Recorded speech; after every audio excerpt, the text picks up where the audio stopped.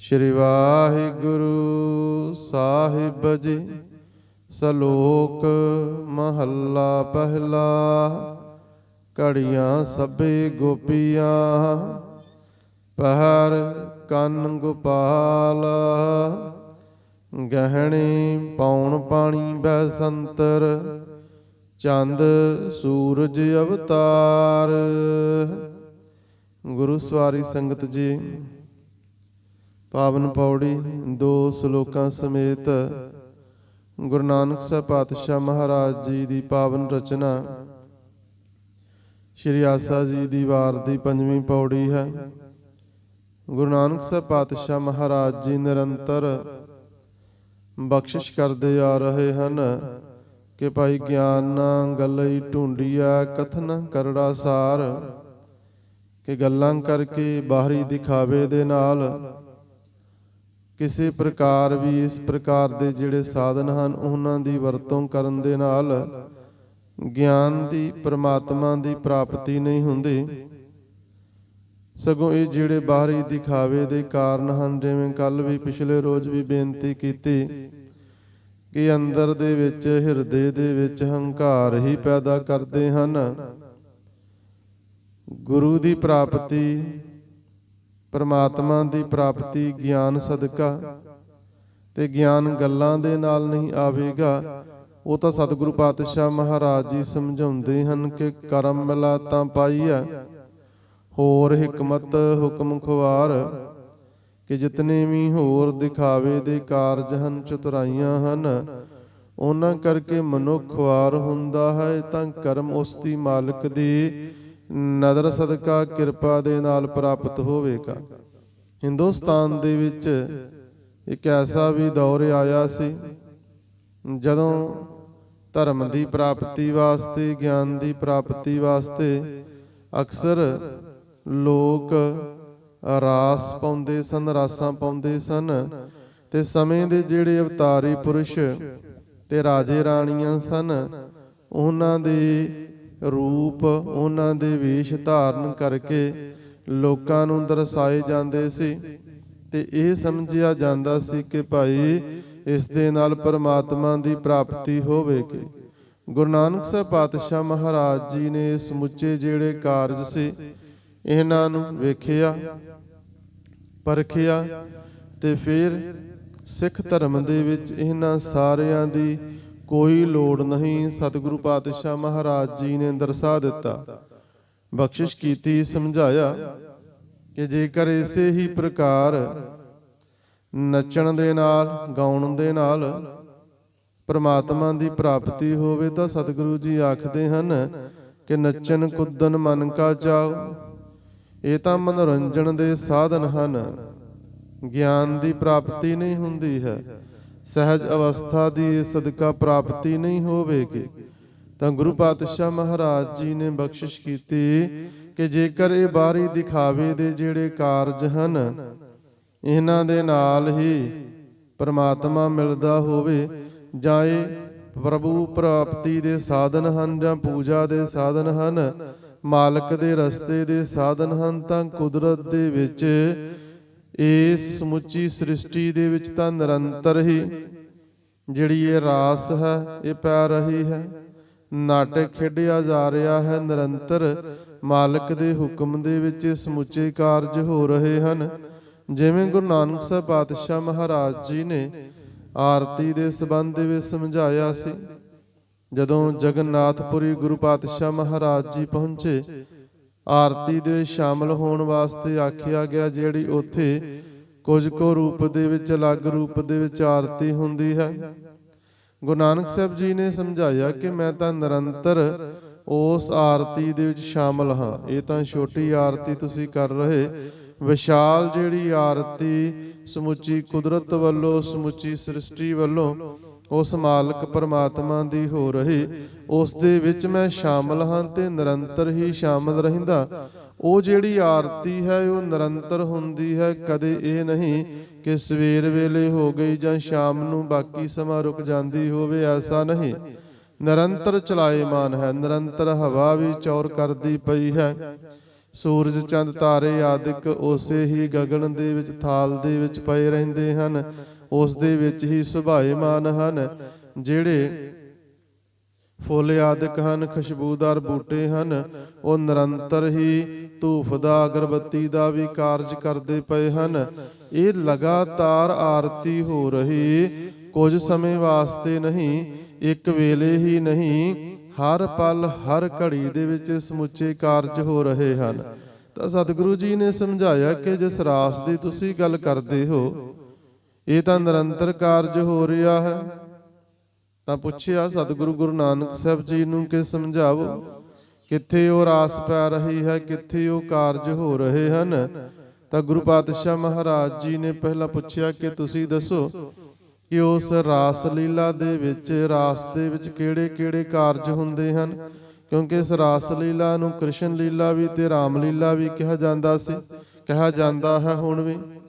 ਗੁਰੂ ਜੀ ਨੇ ਪੁੱਛਣਾ ਕੀਤਾ ਤਾਂ ਉੱਤਰ ਕਰਤਾ ਨੇ ਆਖਿਆ ਕਿ ਉਸ ਦੇ ਵਿੱਚ ਜਿਹੜੀਆਂ ਗੋਪੀਆਂ ਹਨ, ਜਿਹੜੀਆਂ ਗਾਵਾਂ ਆਦਿਕ ਦੀ ਸੰਭਾਲ ਕਰਦੀਆਂ ਸਨ, ਉਹ ਨੱਚਦੀਆਂ ਹਨ। ਤੇ ਨੱਚਣ ਦਾ ਜਿਹੜਾ ਮਨੋਰਥ ਜਾਂ ਉਸ ਦੇ ਵਿੱਚ ਜਿਹੜੇ ਮਨੁੱਖ ਹਨ ਉਹ ਵੀ ਨਾਚ ਕਰਦੇ ਹਨ। ਪਹਿਰ ਦੇ ਰੂਪ ਦੇ ਵਿੱਚ ਸਤਿਗੁਰੂ ਪਾਤਸ਼ਾਹ ਮਹਾਰਾਜ ਜੀ ਨੇ ਜਦੋਂ ਪੁੱਛਿਆ ਤਾਂ ਸਮਝਾਉਂਦੇ ਹਨ ਕਿ ਗੋਪੀਆਂ ਆਦਿਕ ਨਾਚ ਕਰਦੀਆਂ ਹਨ, ਉਹਨਾਂ ਨੇ ਗਹਿਣੇ ਆਦਿਕ ਵੀ ਪਾਏ ਹੁੰਦੇ ਹਨ। ਤੇ ਫਿਰ ਵੱਖ-ਵੱਖ ਜਿਹੜੇ ਅਵਤਾਰੀ ਪੁਰਸ਼ ਹਨ, ਉਹਨਾਂ ਦੇ ਸਨਮੁਖ ਜਾਂ ਉਹਨਾਂ ਦੀ ਉਸਤਤੀ ਦੇ ਵਿੱਚ ਉਹਨਾਂ ਦੇ ਪਹਿਰਾਵੇ ਪਾ ਕਰ ਜਿਹੜਾ ਇਹ ਕਾਰਜ ਹੈ ਇਹ ਕੀਤਾ ਜਾਂਦਾ ਹੈ। ਤਾਂ ਸਤਿਗੁਰੂ ਜੀ ਸਮਝਾਉਂਦੇ ਹਨ ਕਿ ਭਾਈ ਇਹ ਤਾਂ ਕਾਰਜ ਨਿਰੰਤਰ ਹੋ ਰਿਹਾ ਹੈ। ਕਿਵੇਂ ਹੋ ਰਿਹਾ? ਤਾਂ ਗੁਰੂ ਬਾਬੇ ਨੇ ਬਖਸ਼ਿਸ਼ ਕੀਤੀ, ਸਮਝਾਇਆ ਕਿ ਦਿਨ ਦੇ ਵਿੱਚ ਜਿਤਨੇ ਵੀ ਪਹਿਰ ਹਨ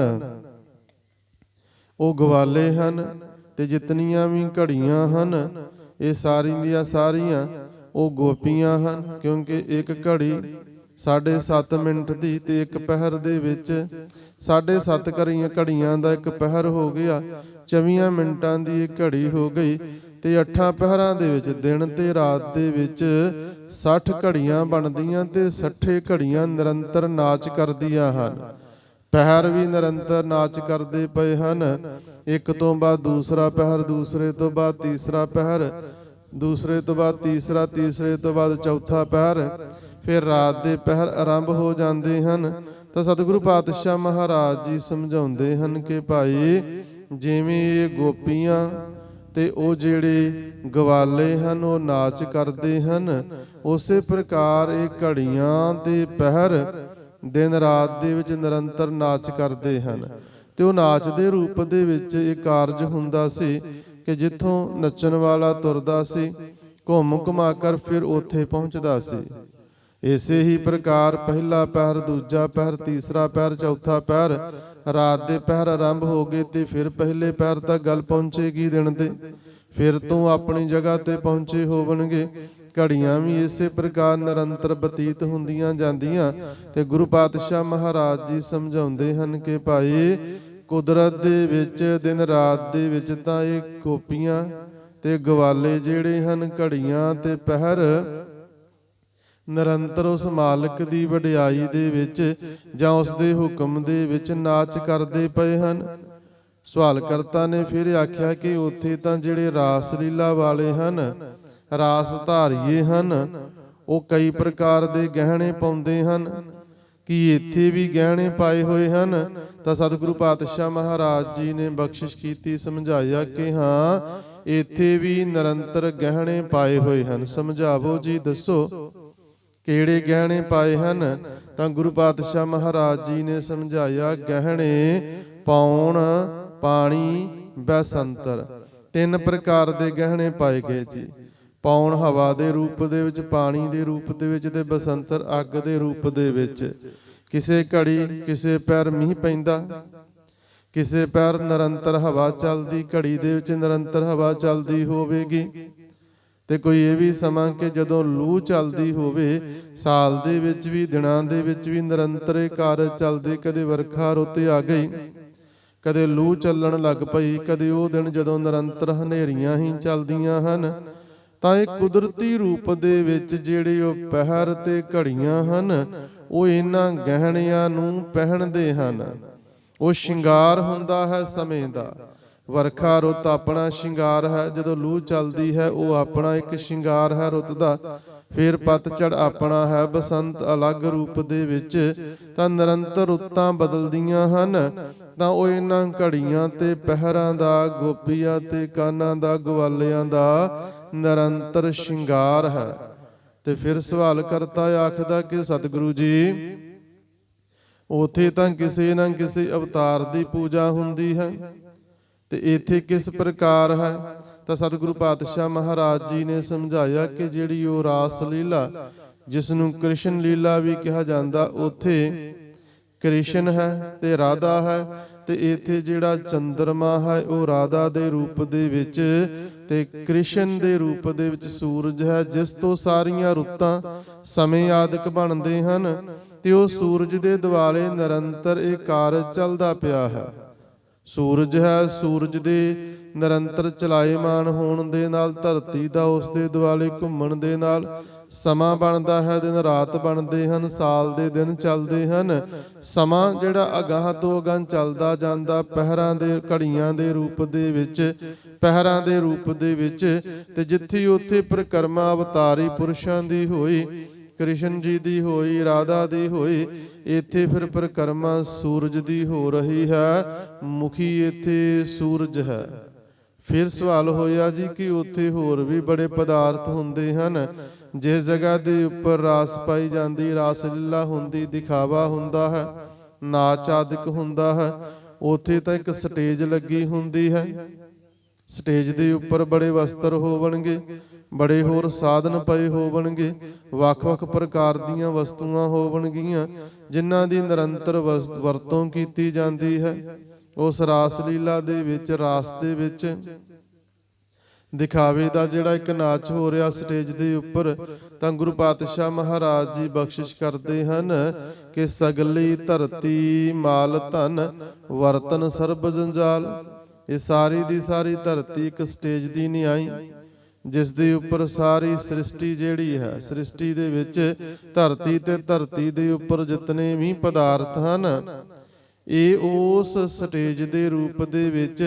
ਤੇ ਜਿਹੜੇ ਦਿਨ ਤੇ ਰਾਤ, ਘੜੀਆਂ ਤੇ ਪਹਿਰ, ਸੂਰਜ ਤੇ ਚੰਦ ਆਦਿਕ ਰਾਸ ਲੀਲਾ ਪਾ ਰਹੇ ਹਨ। ਕ੍ਰਿਸ਼ਨ ਲੀਲਾ ਦੇ ਰੂਪ ਦੇ ਵਿੱਚ ਰਾਸਾਂ ਪਾਈਆਂ ਜਾ ਰਹੀਆਂ, ਰਾਸ ਧਾਰਾ ਦੇ ਰੂਪ ਦੇ ਵਿੱਚ। ਉਹ ਸਾਰੇ ਪਦਾਰਥ ਹਨ ਇੱਥੇ ਹੀ। ਸਟੇਜ ਧਰਤੀ ਹੈ। ਹਰੇਕ ਜੀਵ ਦਾ ਜਦੋਂ ਸਮਾਂ ਆਉਂਦਾ, ਪਰਮਾਤਮਾ ਵੱਲੋਂ ਹੁਕਮ ਪ੍ਰਾਪਤ ਹੁੰਦਾ, ਉਹ ਆਪਣਾ ਇੱਕ ਰੋਲ ਪਲੇ ਕਰਦਾ ਹੈ। ਜਦੋਂ ਉਸ ਦਾ ਰੋਲ ਖਤਮ ਹੋ ਗਿਆ ਤੇ ਉਸ ਨੂੰ ਵਾਪਸ ਸਟੇਜ ਤੋਂ ਸੱਦ ਲਿਆ ਜਾਵੇਗਾ, ਧਰਤੀ ਤੋਂ ਸੱਦ ਲਿਆ ਜਾਵੇਗਾ। ਜਿਤਨੇ ਪਦਾਰਥ ਹਨ ਉਹ ਧਰਤੀ ਤੇ ਹੀ ਉਸ ਨੂੰ ਵਰਤੋਂ ਵਾਸਤੇ ਪ੍ਰਾਪਤ ਹੋਏ। ਤੇ ਜਦੋਂ ਆਵਾਜ਼ ਪੈ ਗਈ, ਸਟੇਜ ਤੋਂ ਉਤਰਿਆ, ਠਾਂ ਉਤਰ ਗਿਆ, ਤੇ ਉਹ ਸਾਰੇ ਪਦਾਰਥ ਉੱਥੇ ਰਹਿ ਜਾਵਣਗੇ। ਸਟੇਜ ਤੇ ਆਉਣ ਲੱਗਿਆਂ ਵੀ ਕਲਾਕਾਰ ਦੇ ਕੋਲ ਕੋਈ ਪਦਾਰਥ ਨਹੀਂ ਹੁੰਦਾ। ਤੇ ਜਦੋਂ ਉਸਨੇ ਸਟੇਜ ਤੋਂ ਹੇਠਾਂ ਉਤਰਨਾ ਹੁੰਦਾ ਹੈ, ਉਸ ਵੇਲੇ ਵੀ ਉਸ ਦੇ ਕੋਲ ਕੋਈ ਪਦਾਰਥ ਨਹੀਂ ਹੋਵੇਗਾ। ਡਰਾਮੇ ਦੇ ਵਿੱਚ ਸਟੇਜ ਦੇ ਉੱਪਰ ਕੋਈ ਪਦਾਰਥ ਨਾ ਲੈ ਕੇ ਆਵੇਗਾ ਤੇ ਨਾ ਹੀ ਖੜ ਸਕਦਾ। ਜਿਹੜੇ ਕੱਪੜੇ ਘਰ ਤੋਂ ਪਾ ਕੇ ਆਇਆ ਸੀ, ਜਿਵੇਂ ਆਇਆ ਉਵੇਂ ਵਾਪਸ ਜਾਵੇਗਾ। ਸਮੇਂ ਦੇ ਵਿੱਚ ਆਪਣਾ ਰੋਲ ਜਿਹੜਾ ਸੀ ਉਸ ਨੂੰ ਪਲੇ ਕੀਤਾ ਹੈ। ਤਾਂ ਜਿਤਨੇ ਪਦਾਰਥ ਹਨ, ਜਿਤਨੇ ਵੀ ਇੱਥੇ ਕਾਰ ਵਿਹਾਰ ਹੋ ਰਹੇ ਹਨ, ਜਿਤਨੇ ਵੀ ਜੰਜਾਲ ਹਨ, ਇਹ ਸਾਰੇ ਦੇ ਸਾਰੇ ਉਸੇ ਦਾ ਹਿੱਸਾ। ਗੁਰੂ ਪਾਤਸ਼ਾਹ ਮਹਾਰਾਜ ਜੀ ਸਮਝਾਉਂਦੇ ਹਨ, ਨਾਨਕ ਮੁਸੈ ਗਿਆਨ ਵਿਹੂਣੀ ਖਾਏ ਗਿਆ ਜਮਕਾਲ।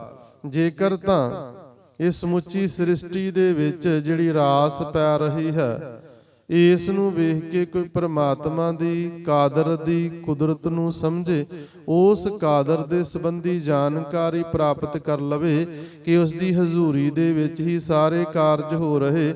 ਇਹ ਚੰਦ, ਸੂਰਜ, ਤਾਰੇ ਆਦਿਕ, ਇਹ ਦਿਨ, ਪਹਿਰ, ਘੜੀਆਂ ਆਦਿਕ, ਸਮਾਂ ਸਾਰੇ ਦਾ ਸਾਰਾ, ਸਾਰੇ ਪਦਾਰਥ ਧਰਤੀ ਦੇ ਉਸ ਦੇ ਹੁਕਮ ਦੇ ਵਿੱਚ ਤੇ ਉਸ ਦੇ ਸਨਮੁਖ ਖੇਡਾਂ ਖੇਡਦੇ ਹਨ। ਜੋ ਉਹ ਖੇਡਾਂ ਖਿਡਾ ਰਿਹਾ, ਤਾਂ ਸਤਿਗੁਰੂ ਜੀ ਆਖਦੇ ਹਨ ਕਿ ਫਿਰ ਤਾਂ ਕੋਈ ਗਿਆਨ ਦੀ ਪ੍ਰਾਪਤੀ ਹੋਵੇਗੀ। ਪ੍ਰਮਾਤਮਾ ਦੀ ਪ੍ਰਾਪਤੀ ਹੋ ਸਕਦੀ। ਪਰ ਜੇਕਰ ਸਿਰਫ ਬਾਹਰੀ ਦਿਖਾਵੇ ਨੂੰ ਵੇਖਿਆ,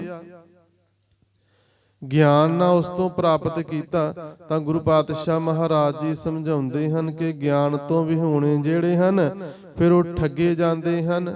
ਤੇ ਗੁਰੂ ਜੀ ਨੇ ਬਖਸ਼ਿਸ਼ ਕੀਤਾ, ਖਾਏ ਗਿਆ ਜਮਕਾਲ, ਤੇ ਫਿਰ ਐਸਿਆਂ ਨੂੰ ਜਿਹੜਾ ਜਮਕਾਲ ਹੈ ਨਾ ਉਹ ਨਿਗਲ ਜਾਂਦਾ ਹੈ, ਖਾ ਜਾਂਦਾ ਹੈ। ਗੁਰੂ ਪਾਤਸ਼ਾਹ ਮਹਾਰਾਜ ਜੀ ਨਿਰੰਤਰ ਬਖਸ਼ਿਸ਼ ਕਰਦੇ ਹਨ, ਸਮਝਾਉਂਦੇ ਹਨ ਕਿ ਭਾਈ ਗੁਰੂ ਜੀ ਨੇ ਜੋ ਪ੍ਰਮਾਤਮਾ ਨੇ ਸਮੁੱਚੀ ਸ੍ਰਿਸ਼ਟੀ ਦੀ ਰਚਨਾ ਕੀਤੀ, ਸਾਰੇ ਪਦਾਰਥ ਆਦਿਕ ਤਿਆਰ ਕੀਤੇ ਹਨ, ਉਸ ਦੇ ਹੁਕਮ ਦੇ ਵਿੱਚ ਹਨ। ਤੇ ਇਸ ਰਾਸ ਨੂੰ ਜਿਹੜਾ ਨਾ ਸਮਝ ਸਕਿਆ, ਗਿਆਨ ਤੋਂ ਸਖਣਾ ਰਹਿ ਗਿਆ, ਦੁਨੀਆ ਦੇ ਵਿੱਚ ਸੰਸਾਰ ਤੇ ਉਹ ਠੱਗਿਆ ਜਾਵੇਗਾ ਤੇ ਇਸ ਨੂੰ ਜਮਕਾਲ ਫਿਰ ਖਾਂਦੇ ਹੋਵਣਗੇ, ਲੈ ਜਾਂਦੇ ਹੋਵਣਗੇ।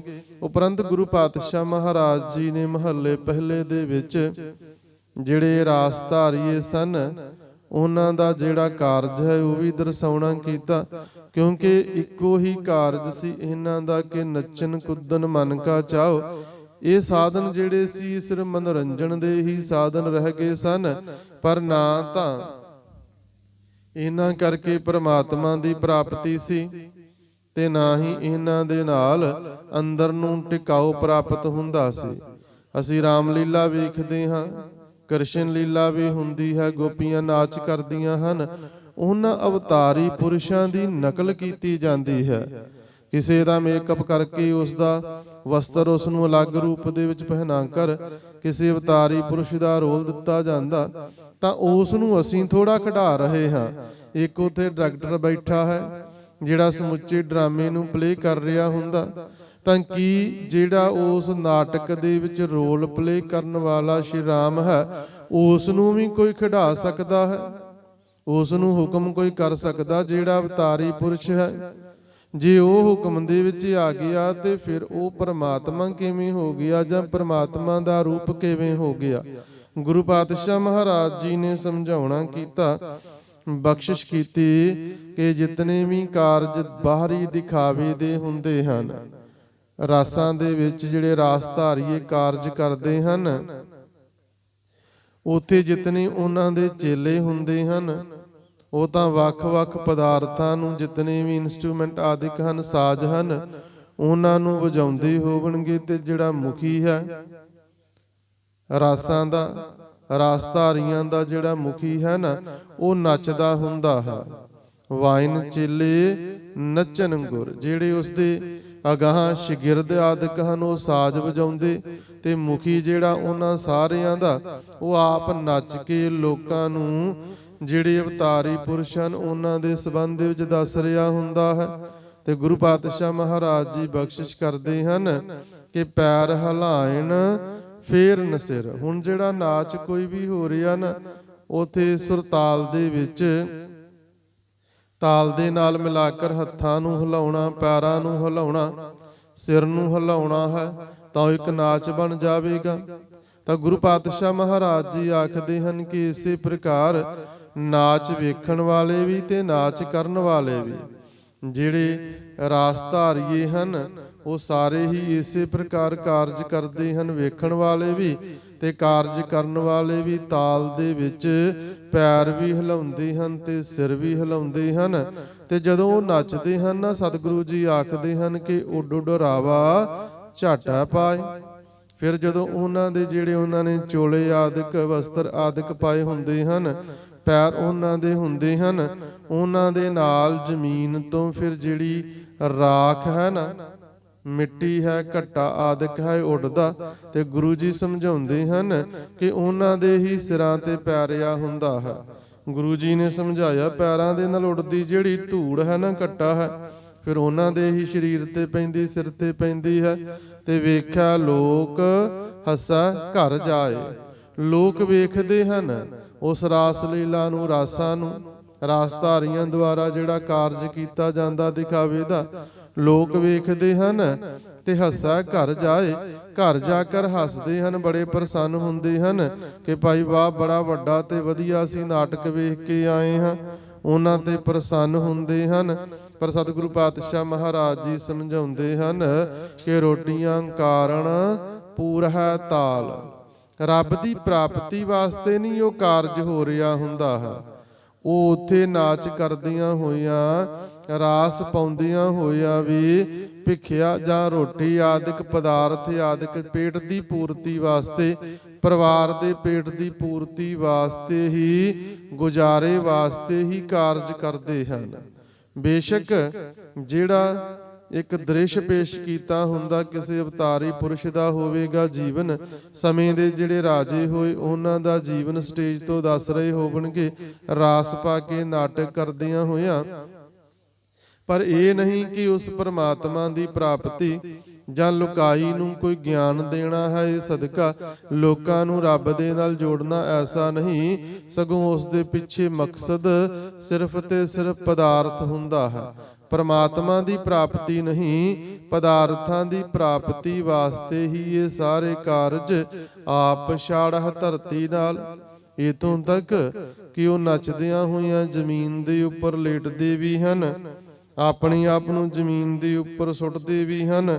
ਸਤਿਗੁਰੂ ਪਾਤਸ਼ਾਹ ਮਹਾਰਾਜ ਜੀ ਸਮਝਾਉਂਦੇ ਹਨ, ਗਾਵਨ ਗੋਪੀਆਂ ਗਾਵਨ ਕਾਨ। ਕਦੇ ਤਾਂ ਉਹ ਗੋਪੀਆਂ ਦਾ ਜਿਹੜੀਆਂ ਗਵਾਲੀਆਂ ਹਨ, ਕ੍ਰਿਸ਼ਨ ਦੀਆਂ ਗੋਪੀਆਂ, ਸ਼੍ਰੀ ਕ੍ਰਿਸ਼ਨ ਦੀਆਂ, ਉਹਨਾਂ ਦਾ ਰੋਲ ਪਲੇ ਕਰਦੇ ਹੋਵਣਗੇ, ਤੇ ਕਦੇ ਕ੍ਰਿਸ਼ਨ ਦਾ ਰੋਲ ਕੋਈ ਕਰ ਰਿਹਾ ਹੋਵੇਗਾ ਉੱਥੇ।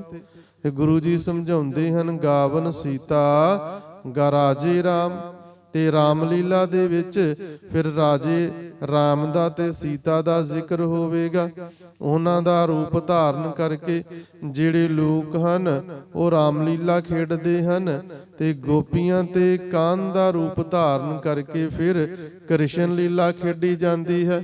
ਗੁਰੂ ਪਾਤਸ਼ਾਹ ਜੀ ਸਮਝਾਉਂਦੇ ਹਨ ਕਿ ਉਹ ਜਿਹੜੇ ਨਾਟਕਾਂ ਦੇ ਵਿੱਚ ਕ੍ਰਿਸ਼ਨ ਲੀਲਾ ਜਾਂ ਰਾਮਲੀਲਾ ਦੇ ਵਿੱਚ ਕੋਈ ਰਾਮ ਬਣਿਆ ਹੋਇਆ, ਕੋਈ ਕ੍ਰਿਸ਼ਨ ਬਣਿਆ ਹੋਇਆ, ਉਹਨਾਂ ਨੂੰ ਕੋਈ ਡਾਇਰੈਕਟਰ ਹੁਕਮ ਦੇ ਰਿਹਾ ਹੈ, ਨਿਰਦੇਸ਼ਕ ਹੁਕਮ ਦੇ ਰਿਹਾ ਕਿ ਤੁਸੀਂ ਐਵੇਂ ਨਹੀਂ, ਐਵੇਂ ਰੋਲ ਪਲੇ ਕਰਨਾ, ਤੁਸੀਂ ਇਹ ਵਾਲਾ ਡਾਇਲੋਗ ਬੋਲਣਾ ਹੈ।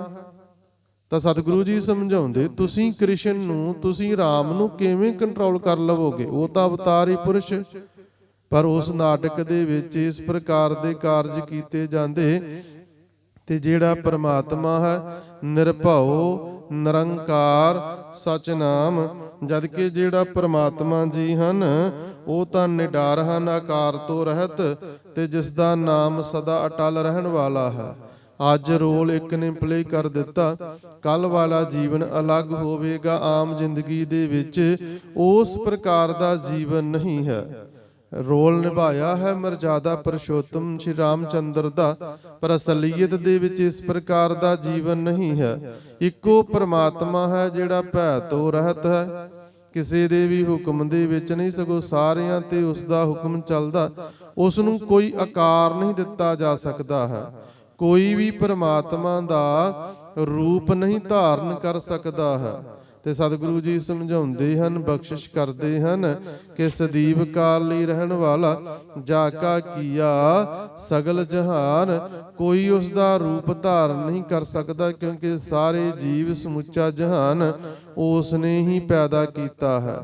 ਸੇਵਕ ਸੇਵਾ ਹੈ ਕਰਮ ਚੜਾਓ। ਸਤਿਗੁਰੂ ਪਾਤਸ਼ਾਹ ਮਹਾਰਾਜ ਜੀ ਸਮਝਾਉਂਦੇ ਹਨ ਕਿ ਉਸ ਪਰਮਾਤਮਾ ਨੂੰ ਉਹ ਹੀ ਸਿਮਰਦੇ ਹਨ ਜਿਨ੍ਹਾਂ ਦੇ ਅੰਦਰ ਮਾਲਕ ਦੀ ਮਿਹਰ ਦੇ ਨਾਲ ਚੜ੍ਹਦੀ ਕਲਾ ਹੁੰਦੀ ਹੈ, ਜਿਨ੍ਹਾਂ ਦੇ ਮਨ ਦੇ ਵਿੱਚ ਉਤਸ਼ਾਹ ਹੁੰਦਾ ਹੈ। ਗੁਰੂ ਜੀ ਨੇ ਸਮਝਾਇਆ, ਸੇਵਕ ਸੇਵਾ ਹੈ ਕਰਮ ਚੜਾਓ। ਬੜੇ ਉਤਸ਼ਾਹ ਦੇ ਨਾਲ ਅੰਮ੍ਰਿਤ ਵੇਲੇ ਕੋਈ ਜਾਗਿਆ, ਮਨ ਦੇ ਵਿੱਚ ਉਤਸ਼ਾਹ ਹੈ, ਪਰ ਜੇਕਰ ਸਿਰਫ ਨਿਰਾਸ਼ਤਾ ਕਿ ਉੱਠਣਾ ਹੀ ਪੈਣਾ ਹੈ ਤਾਂ ਉਹ ਫਿਰ ਮੁਸ਼ਕਲ ਵਾਲਾ ਕਾਰਜ ਹੋਵੇਗਾ।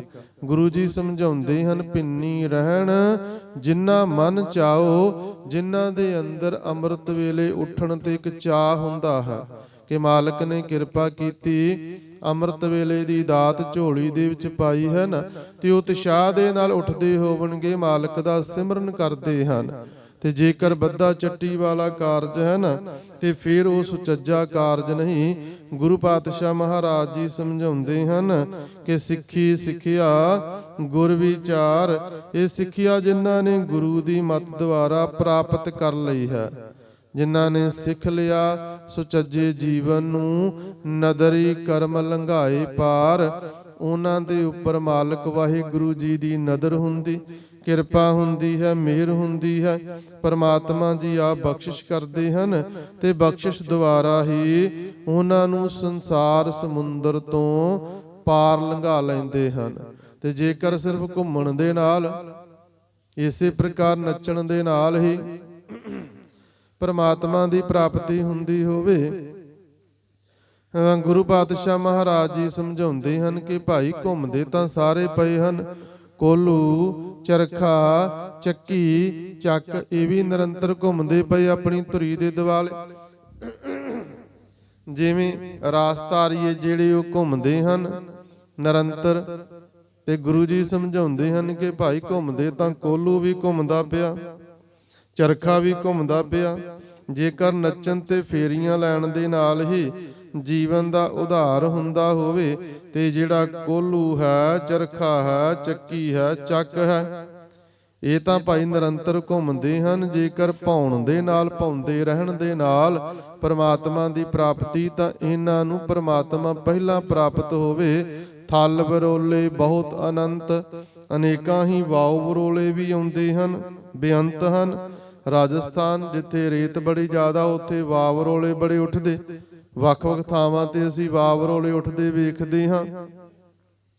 ਤਾਂ ਉਹਨਾਂ ਦੇ ਵਿੱਚ ਵੀ ਤਾਂ ਘੁੰਮਣ ਘੇਰੀ ਨਿਰੰਤਰ ਪਈ ਹੁੰਦੀ, ਉਹ ਵੀ ਘੁੰਮ ਰਹੇ ਹੁੰਦੇ ਹਨ। ਲਾਟੂ ਮਾਧਾਣੀਆਂ ਅਨਗਾਹ, ਲਾਟੂ ਵੀ ਬੱਚੇ ਘੁਮਾ ਰਹੇ ਹਨ, ਨਿਰੰਤਰ ਘੁੰਮਦਾ ਪਿਆ ਹੁੰਦਾ। ਫਿਰ ਚਾਟੀ ਦੇ ਵਿੱਚ ਮਧਾਣੀ ਵੀ ਨਿਰੰਤਰ ਫੇਰੇ ਲੈ ਰਹੀ ਹੁੰਦੀ ਹੈ। ਅਨਗਾਹ, ਅੰਨ ਨੂੰ ਭਾਵ ਕਣਕ ਨੂੰ ਜਦੋਂ ਗਾਇਆ ਜਾਂਦਾ ਤੇ ਬੌਲ ਉੱਥੇ ਬੜੇ ਘੁੰਮਦੇ ਪਏ ਹੁੰਦੇ ਹਨ। ਪੰਖੀ, ਪੌਂਦੀਆਂ, ਲਹਿਣ ਨਸਾ, ਅਨੇਕਾਂ ਹੀ ਪੰਛੀ ਅਸਮਾਨ ਦੇ ਵਿੱਚ ਉੱਡਦੇ ਪਏ, ਤੇ ਇੱਕੋ ਸਾਹੇ ਬੜੀ ਵੱਡੀ, ਬੜੀ ਲੰਬੀ ਉਡਾਰੀ ਭਰਦੇ, ਜਿਵੇਂ ਏਲੇ ਆਦਿਕ ਹੈ, ਬੜਾ ਚਿਰ ਉੱਡਦੀ, ਨਿਰੰਤਰ ਉੱਡਦੀ ਰਹਿੰਦੀ। ਸਤਿਗੁਰੂ ਜੀ ਸਮਝਾਉਂਦੇ ਹਨ, ਸੂਐ ਚਾੜ ਭਵਾਈ ਹੈ ਜੰਤ, ਕੋਇਲ ਆਦਿਕ, ਤੋਤੇ ਆਦਿਕ ਨੂੰ ਸ਼ਿਕਾਰੀ ਫੜਦੇ, ਧਾਗਾ ਲੱਕ ਨਾ ਬੰਨ ਕੇ ਫਿਰ ਉਹਨਾਂ ਨੂੰ ਘੁਮਾਇਆ ਜਾਂਦਾ ਹੈ।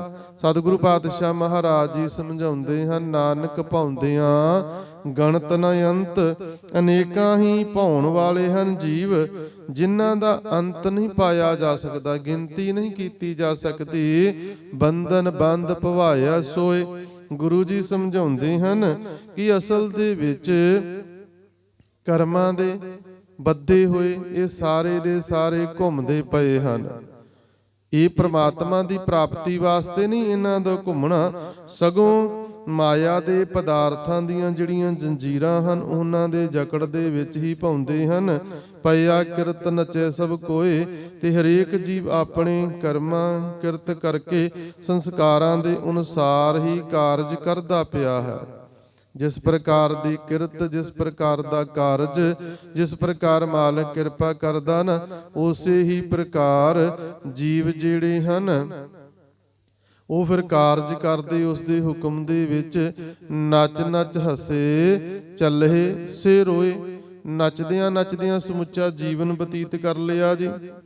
ਜੋ ਜੀਵ ਨੱਚ ਨੱਚ ਕੇ ਹੱਸਦੇ ਹਨ ਕਿ ਬੜਾ ਸੁਚੱਜਾ ਕਾਰਜ ਪਰਮਾਤਮਾ ਦੀ ਪ੍ਰਾਪਤੀ, ਪਰ ਜਦੋਂ ਅਖੀਰ ਤੇ ਜਾ ਕੇ ਇਸ ਗੱਲ ਦਾ ਗਿਆਨ ਹੁੰਦਾ ਕਿ ਭਾਈ ਨੱਚਣ ਦੇ ਨਾਲ ਪਰਮਾਤਮਾ ਦੀ ਪ੍ਰਾਪਤੀ ਨਹੀਂ ਹੁੰਦੀ ਹੈ, ਤੇ ਉਸ ਵੇਲੇ ਅੰਤ ਸਮੇਂ ਪਛਤਾਉਂਦੇ ਹਨ, ਰੋਂਦੇ ਹਨ। ਤੇ ਸਤਿਗੁਰੂ ਜੀ ਸਮਝਾਉਂਦੇ ਹਨ, ਉੱਡ ਨਾ ਜਾਹੀ ਸਿੱਧ ਨਾ ਹੋਏ। ਤੇ ਇਸ ਪ੍ਰਕਾਰ ਉਹਨਾਂ ਨੂੰ ਉੱਚੀ ਅਵਸਥਾ ਦੀ ਪ੍ਰਾਪਤੀ ਨਹੀਂ ਹੁੰਦੀ ਹੈ। ਉੱਡ ਨਾ ਜਾਹੀ ਭਾਵ ਜਿਹੜਾ ਉੱਚੀ ਥਾਂ ਤੇ ਹੈ, ਉੱਚੀ ਅਵਸਥਾ ਨਹੀਂ ਨੱਚਣ ਦੇ ਨਾਲ ਪ੍ਰਾਪਤ ਹੋਵੇਗੀ। ਇਹਨਾਂ ਰਾਸਾਂ ਦੇ ਨਾਲ ਕੋਈ ਸਿੱਧ ਨਹੀਂ ਬਣ ਜਾਵੇਗਾ, ਉਹ ਮਾਲਕ ਦੇ ਨਾਮ ਜਪਣ ਦੇ ਨਾਲ ਹੀ ਕਾਰਜ ਹੋਵੇਗਾ।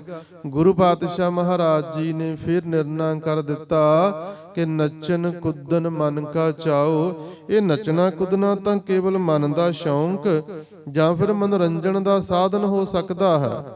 ਪਰਮਾਤਮਾ ਦੀ ਪ੍ਰਾਪਤੀ ਨਹੀਂ ਇਸ ਦੇ ਨਾਲ ਹੋਵੇਗੀ। ਨਾਨਕ ਜਿਨ ਮਨ ਭਾਉ ਤਿੰਨਾ ਮਨ ਭਾਓ। ਜਿਸ ਦੇ ਅੰਦਰ ਪ੍ਰਮਾਤਮਾ ਦਾ ਭੈ ਹੈ ਨਾ, ਉਸੇ ਦੇ ਅੰਦਰ ਹੀ ਮਾਲਕ ਦਾ ਪ੍ਰੇਮ ਵੀ ਹੋਵੇਗਾ, ਤੇ ਜਿਸ ਦੇ ਅੰਦਰ ਪ੍ਰੇਮ, ਉਸ ਦੇ ਅੰਦਰ ਪ੍ਰਮਾਤਮਾ ਦਾ ਭੈ ਵੀ ਹੋਵੇਗਾ। ਗੁਰੂ ਪਾਤਸ਼ਾਹ ਮਹਾਰਾਜ ਜੀ ਪੌੜੀ ਦੇ ਅੰਦਰ ਬਖਸ਼ਿਸ਼ ਕਰਦੇ ਹਨ, ਨਾਉ ਤੇਰਾ ਨਿਰੰਕਾਰ ਹੈ, ਨਾ ਲਿਆ ਨਰਕ ਨਾ ਜਾਈਏ। हे ਮਾਲਕ ਜੀ, ਜਿਹੜਾ ਤੇਰਾ ਨਾਮ ਹੈ ਨਾ, ਉਹ ਨਿਰਾਕਾਰ ਹੈ, ਆਕਾਰ ਤੋਂ ਰਹਿਤ ਹੈ। ਗੁਰੂ ਪਾਤਸ਼ਾਹ ਮਹਾਰਾਜ ਜੀ ਸਮਝਾਉਂਦੇ ਹਨ ਕਿ ਜਿਨ੍ਹਾਂ ਨੇ ਤੇਰਾ ਨਾਮ ਲਿਆ ਨਾ, ਜਾਂ ਜੋ ਤੇਰਾ ਨਾਮ ਸਿਮਰਦੇ ਹਨ, ਉਹ ਨਰਕਾਂ ਨੂੰ ਨਹੀਂ ਜਾਂਦੇ ਹਨ, ਭਾਵ ਵਿਕਾਰਾਂ ਦੇ ਵਿੱਚ ਨਹੀਂ ਜਾਂਦੇ ਹਨ, ਕਿਉਂਕਿ ਜੀਵਨ ਉਹਨਾਂ ਦਾ ਸੁਚੱਜਾ ਹੁੰਦਾ ਹੈ। ਜਿਉ ਪਿੰਡ ਸਭ ਤਿਸ ਦਾ, ਦੇ ਖਾਜਾ ਆਖ ਗਵਾਈਏ। ਗੁਰੂ ਪਾਤਸ਼ਾਹ ਮਹਾਰਾਜ ਜੀ ਸਮਝਾਉਂਦੇ ਹਨ ਕਿ ਇਹ ਜਿੰਦ, ਇਹ ਸਰੀਰ ਸਭ ਕੁਝ ਪਰਮਾਤਮਾ ਜੀ ਦਾ ਹੀ ਦਿੱਤਾ ਹੋਇਆ ਹੈ, ਤੇ ਉਹੀ ਜੀਵਾਂ ਨੂੰ ਖਾਣ ਵਾਸਤੇ ਭੋਜਨ ਵੀ ਦਿੰਦਾ ਹੈ। ਕਿਤਨਾ ਕੋ ਦਿੰਦਾ, ਇਹ ਅੰਦਾਜ਼ਾ ਲਾਉਣਾ ਵਿਅਰਥ ਹੈ। ਕਿੰਨਾ ਦੇ ਰਿਹਾ, ਨਿਰੰਤਰ ਦੇ ਰਿਹਾ। ਜਨਮ ਤੋਂ ਲੈ ਕੇ, ਜਨਮ ਤੋਂ ਪਹਿਲਾਂ ਗਰਭ ਅਵਸਥਾ ਦੇ ਵਿੱਚ ਵੀ ਉਸਨੇ ਭੋਜਨ ਬਖਸ਼ਿਸ਼ ਕੀਤਾ। ਜਨਮ ਹੋਇਆ, ਫਿਰ ਨਿਰੰਤਰ ਪਦਾਰਥ ਦੇ ਰਿਹਾ। ਆਖਰ ਤੱਕ ਕਿੰਨੇ ਪਦਾਰਥ ਮਿਲਨੇ, ਕਿੰਨਿਆਂ ਜੀਵਾਂ ਨੂੰ ਪਦਾਰਥ ਮਿਲ ਰਹੇ, ਵੱਖ-ਵੱਖ ਪ੍ਰਕਾਰ ਦੇ ਪਦਾਰਥ ਮਿਲਦੇ ਪਏ, ਕਿੰਨੇ ਉਸ ਦੇ ਭੰਡਾਰੇ ਭਰੇ ਹੋਏ ਹਨ। ਗੁਰੂ ਪਾਤਸ਼ਾਹ ਮਹਾਰਾਜ ਜੀ ਸਮਝਾਉਂਦੇ ਹਨ ਕਿ ਆਖਿਆ ਨਹੀਂ ਜਾ ਸਕਦਾ ਹੈ ਕਿਸ ਪ੍ਰਕਾਰ ਦਾ ਭੋਜਨ, ਕਿੰਨਾ ਕੋ, ਇਹ ਅੰਦਾਜ਼ੇ ਲਾਉਣੇ ਜਿਹੜੇ ਹਨ ਇਹ ਵਿਅਰਥ ਹਨ। ਸਤਿਗੁਰੂ ਪਾਤਸ਼ਾਹ ਮਹਾਰਾਜ ਜੀ ਨੇ ਸਮਝਾਇਆ, ਜੇ ਲੋੜ ਹੈ ਚੰਗਾ ਆਪਣਾ, ਕਰ ਪੁੰਨੋ ਨੀਚ ਸਦਾਈਐ।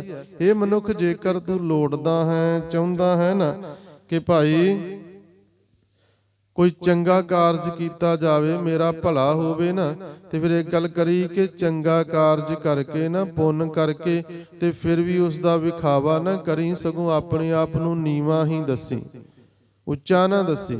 ਚਾਹੀਦਾ ਤਾਂ ਇਸ ਪ੍ਰਕਾਰ ਦਾ ਕਾਰਜ ਹੈ। ਸਤਿਗੁਰੂ ਪਾਤਸ਼ਾਹ ਮਹਾਰਾਜ ਜੀ ਨੇ ਸਮਝਾਇਆ, ਜਿਵੇਂ ਆਮ ਪੰਜਾਬੀ ਦੀਆਂ ਕਹਾਵਤਾਂ ਹਨ, ਅਖਾਣ ਹਨ ਕਿ ਨੇਕੀ ਕਰ ਖੂਹ ਵਿੱਚ ਸੁੱਟ, ਚੰਗਾ ਕਿਸੇ ਦਾ ਭਲਾ ਕਰ ਪਰ ਦਰਸਾਵੀ ਨਾ। ਪਰ ਹੁੰਦਾ ਉਲਟ ਜੀ ਕਿ ਅਸੀਂ ਕਰਦੇ ਬੁਰਾ ਹਾਂ ਤੇ ਆਪਣੇ ਆਪ ਨੂੰ ਚੰਗਾ ਦਰਸਾਉਣ ਦਾ ਯਤਨ ਕਰਦੇ ਹਾਂ ਕਿ ਮੈਂ ਬੜਾ ਵੱਡਾ ਚੰਗਾ ਧਾਰਮਿਕ ਮਨੁੱਖ ਹਾਂ, ਧਰਮੀ ਹਾਂ, ਪਰ ਧਰਮ ਤਾਂ ਕਿਤੇ ਲਾਗੇ ਵੀ ਨਹੀਂ ਲੰਘਿਆ ਹੁੰਦਾ ਜੀ। ਪੁੰਨ ਕਰਕੇ ਤਾਂ ਅਸੀਂ ਬੜਾ ਵਿਖਾਵਾ ਕਰਦੇ ਹਾਂ, ਇਤੋਂ ਤੱਕ ਕਿ ਪਾਪ ਕਰਕੇ ਵੀ ਅਸੀਂ ਧਰਮੀ ਹੋਵਣ ਦਾ ਦਿਖਾਵਾ ਕਰਦੇ ਹਾਂ। ਆਮ ਅਸੀਂ ਵੇਖ ਸਕਦੇ ਹਾਂ ਘਰਾਂ ਦੇ ਵਿੱਚ, ਪਿੰਡਾਂ ਦੇ ਵਿੱਚ, ਨਗਰਾਂ ਦੇ ਵਿੱਚ, ਕਿ ਅਸੀਂ ਗੁਰੂ ਘਰ ਦੇ ਵਿੱਚ ਸੰਗਰਾਂਦ ਮੱਸਿਆ ਦੇ ਉੱਪਰ, ਦਿਨ ਦਿਹਾੜ ਦੇ ਉੱਪਰ 10-20 ਰੁਪਏ ਭੇਜ ਦਿੱਤੇ, ਦੇ ਦਿੱਤੇ, ਭਾਈ ਜੀ ਨੂੰ ਸਪੈਸ਼ਲ ਨਾਮ ਲਿਖਾ ਕੇ ਆ ਗਏ, ਤੇ ਫਿਰ ਸੁਣਨ ਦਾ ਯਤਨ ਕਰਦੇ ਹਾਂ ਕਿ ਸਾਡਾ ਨਾਮ ਬੋਲਿਆ ਗਿਆ ਕਿ ਨਹੀਂ ਬੋਲਿਆ ਗਿਆ। ਜੇਕਰ ਕਿਤੇ ਦੇਵਨਾਥ ਇੱਕ ਦਾ ਨਾਮ ਛੁੱਟ ਗਿਆ ਤੇ ਅਸੀਂ ਤੁਰੰਤ ਭਾਈ ਨੂੰ ਆਖਾਂਗੇ, ਭਾਈ ਤੂੰ ਸਾਡਾ ਨਾਂ ਨਹੀਂ ਬੋਲਿਆ, ਨਾਮ ਬੋਲ। ਭਾਵ ਅਸੀਂ ਦਿਖਾਵਾ ਵਡੇਰੇ ਵੱਧ ਕਰਦੇ ਹਾਂ, ਉਤਨਾ ਕਾਰਜ ਨਹੀਂ।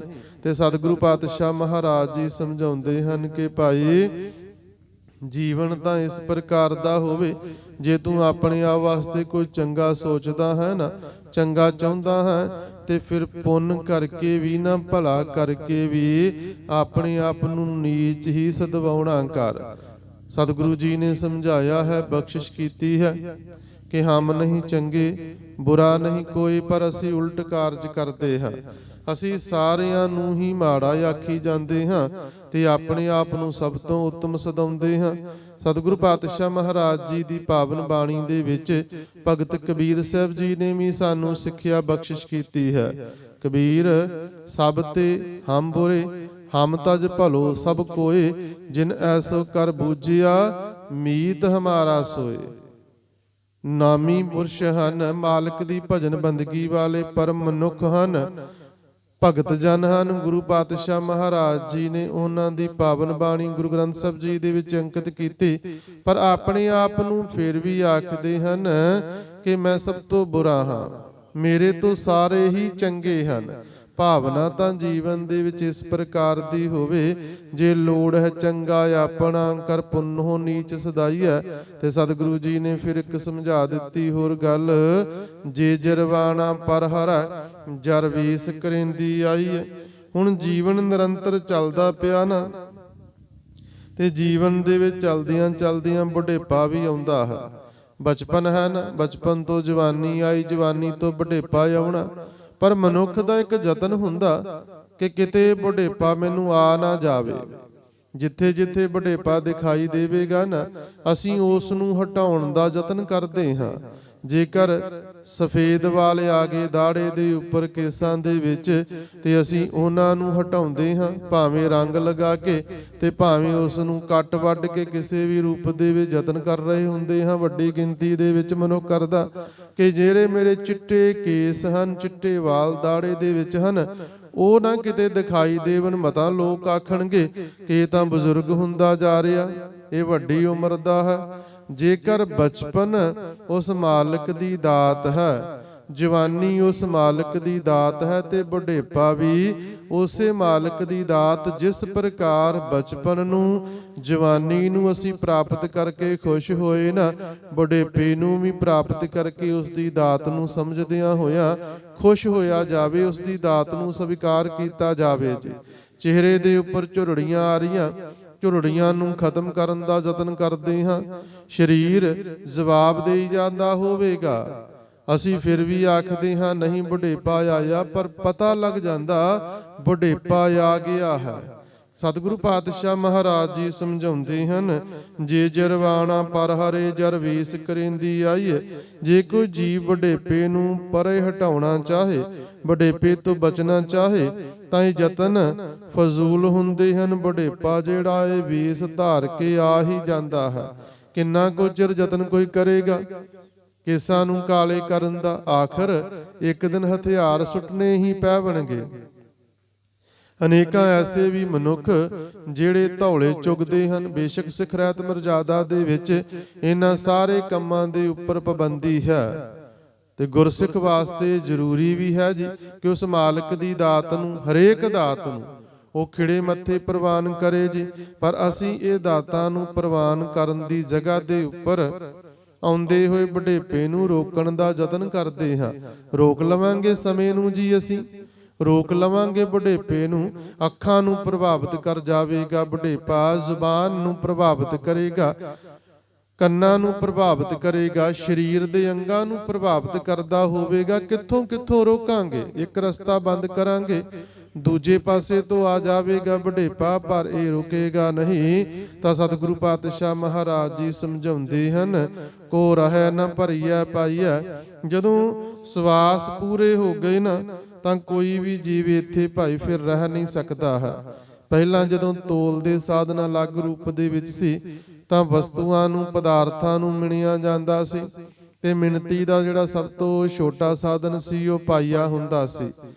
ਪਦਾਰਥ ਪਾਈ ਜਾਣੇ, ਜਦੋਂ ਭਰ ਜਾਣਾ ਉਸ ਪਦਾਰਥਾਂ ਦੇ ਨਾਲ ਪਾਈਏ ਨੇ, ਤੇ ਉਸ ਨੂੰ ਉਲਟ ਦੇਣਾ, ਦੂਜੀ ਜਗ੍ਹਾ ਤੇ ਕਿਸੇ ਬੋਰੀ ਦੇ ਵਿੱਚ, ਕਿਸੇ ਕੱਪੜੇ ਦੇ ਵਿੱਚ ਪਾ ਦੇਣਾ। ਇੱਕ ਪਾਈਆ ਵਸਤੂ ਹੋ ਗਈ ਜੀ, ਉਹ ਮਿਣਤੀ ਦੇ ਰੂਪ ਦੇ ਵਿੱਚ ਸੀ। ਤਾਂ ਜਦੋਂ ਸਵਾਸ ਵੀ ਭਰੇ ਗਏ ਨਿਰੰਤਰ, ਇਹ ਪਾਈਆ ਭਰ ਗਿਆ, ਜੀਵਨ ਦੇ ਸਵਾਸ ਪੂਰੇ ਹੋ ਗਏ, ਤੇ ਭਾਈ ਫਿਰ ਵਾਪਸ ਤਾਂ ਜਾਣਾ ਪਵੇਗਾ। ਉਸ ਪਾਈਏ ਨੂੰ ਖਾਲੀ ਹੋਣਾ ਹੀ ਪਵੇਗਾ। ਮਤਾਂ ਸੋਚੀਏ ਕਿ ਬੁਢੇਪਾ ਨਾ ਆਵੇ ਤੇ ਸਰੀਰ ਦਾ ਸਵਾਸਾਂ ਦਾ ਭਾਂਡਾ ਭਰੇ ਨਾ, ਇਸ ਪ੍ਰਕਾਰ ਨਹੀਂ ਹੋ ਸਕਦਾ। ਇਹ ਭਾਂਡਾ ਵੀ ਭਰੇਗਾ, ਪਾਈਆ ਭਰੇਗਾ ਹੀ ਭਰੇਗਾ, ਤੇ ਇਸ ਨੂੰ ਫਿਰ ਭਾਈ ਖਾਲੀ ਵੀ ਹੋਣਾ ਹੀ ਪਵੇਗਾ। ਗੁਰੂ ਪਾਤਸ਼ਾਹ ਮਹਾਰਾਜ ਜੀ ਨੇ ਸਮੁੱਚੇ ਸ਼ਬਦ ਦੇ ਵਿੱਚ ਬਾਹਰ ਦੇ ਦਿਖਾਵੇ ਦੀ ਜਗ੍ਹਾ ਦੇ ਉੱਪਰ ਗੁਰੂ ਦਾ ਗਿਆਨ ਪ੍ਰਾਪਤ ਕਰਕੇ ਪਰਮਾਤਮਾ ਦੀ ਪ੍ਰਾਪਤੀ ਦੇ ਜਿਹੜੇ ਸਾਧਨ ਹਨ ਉਹ ਸਾਨੂੰ ਸਮਝਾਉਣਾ ਕੀਤੇ ਹਨ। ਨਿਰੰਤਰ ਜੀਵਨ ਬਤੀਤ ਹੁੰਦਾ ਜਾ ਰਿਹਾ, ਸੁਚੇਤ ਹੋਣ ਦੀ ਲੋੜ ਗੁਰੂ ਪਾਤਸ਼ਾਹ ਮਹਾਰਾਜ ਜੀ ਨੇ ਬਖਸ਼ਿਸ਼ ਕਰਕੇ ਸਮਝਾਇਆ ਕਿ ਜਿਤਨੇ ਵੀ ਪਦਾਰਥ ਹਨ, ਵਸਤੂਆਂ ਹਨ, ਮਾਲਕ ਦੇ ਹੁਕਮ ਦੇ ਵਿੱਚ, ਭੈ ਦੇ ਵਿੱਚ, ਤੇ ਉਸ ਦੇ ਭੈ ਤੇ ਹੁਕਮ ਦੇ ਵਿੱਚ ਹੀ ਮਨੁੱਖ ਨੂੰ ਆਪਣਾ ਜੀਵਨ ਬਤੀਤ ਕਰਨਾ ਚਾਹੀਦਾ ਹੈ ਜੀ। ਸਤਿਗੁਰੂ ਪਾਤਸ਼ਾਹ ਮਹਾਰਾਜ ਜੀ ਰਹਿਮਤ ਕਰਨ, ਸਮੁੱਚੀਆਂ ਸੰਗਤਾਂ ਦੇ ਸਿਰ ਤੇ ਮਿਹਰ ਭਰਿਆ ਹੱਥ ਰੱਖਣ ਜੀ। ਦਰੋਂ ਕਰੋਂ ਸਿੱਖੀ ਨਾਮਦਾਨ, ਭਰੋਸਾ ਦਨ ਬਖਸ਼ਿਸ਼ ਕਰਨ। ਪਰਿਵਾਰਾਂ ਦੇ ਵਿੱਚ ਸੁਖ ਸ਼ਾਂਤੀ, ਆਪਸੀ ਪਰਸਪਰ ਪਿਆਰ, ਇਤਫਾਕ, ਸਲੂਕ ਦੀਆਂ ਦਾਤਾਂ ਬਖਸ਼ਿਸ਼ ਕਰਕੇ ਨਦਰੀ ਨਦਰ ਨਿਹਾਲ ਕਰਨ ਜੀ। ਸੰਸਾਰ ਦੇ ਭਲੇ ਵਾਸਤੇ, ਆਂਢ ਗੁਆਂਢ ਦੇ ਭਲੇ ਵਾਸਤੇ, ਪਰਿਵਾਰ ਦੇ ਭਲੇ ਵਾਸਤੇ ਆਪਣੇ ਭਲੇ ਵਾਸਤੇ ਅਰਦਾਸ ਕਰਦਿਆਂ ਹੋਇਆਂ ਸਾਰੀ ਸੰਗਤ ਉਚਾਰਨ ਕਰੋ ਜੀ।